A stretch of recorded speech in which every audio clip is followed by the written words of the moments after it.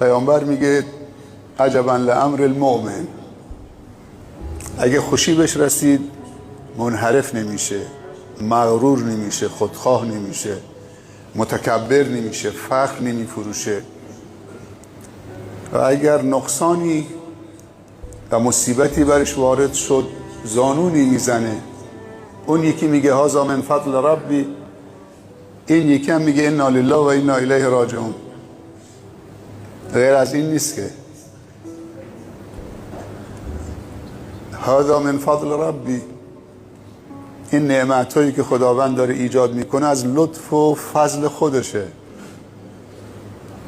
وقتی هم چنین مصیبت‌هایی وارد زندگی میشه میگه انا لله و انا الیه راجعون.